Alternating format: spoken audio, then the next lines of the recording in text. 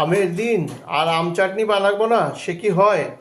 বাড়ির পাকা আম দিয়ে আজকে আম চাটনি বানাবো।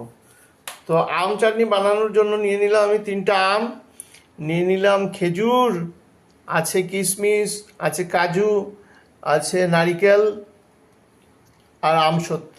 তো এগুলো সব মিক্স করে আমি কি করে বানাই আপনারা দেখবেন, আমার সাথে থাকবেন। আর এগুলি অনেক দিন প্রিজার্ভ করে রাখা যাবে।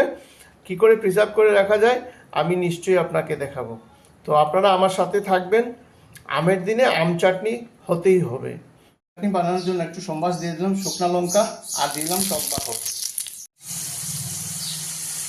এখন আমের পেস্ট দিলাম কেন, আম চাটনি বানাইতে গেলে আগে সম্বাস দিয়া তারপরে এখন আমি আমের পেস্টটি সব দিয়া দিলাম এখানের মধ্যে।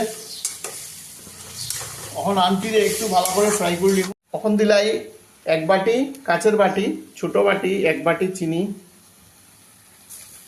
একটু ফুড কালার দিয়ে দিয়েছি, দিয়ে দিলাম খেজুর, কাজু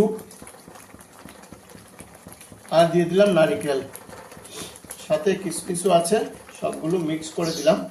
এবার একটু ভালো করে টানিয়ে নেব। স্বাদ মতো নুন দিয়ে দিলাম।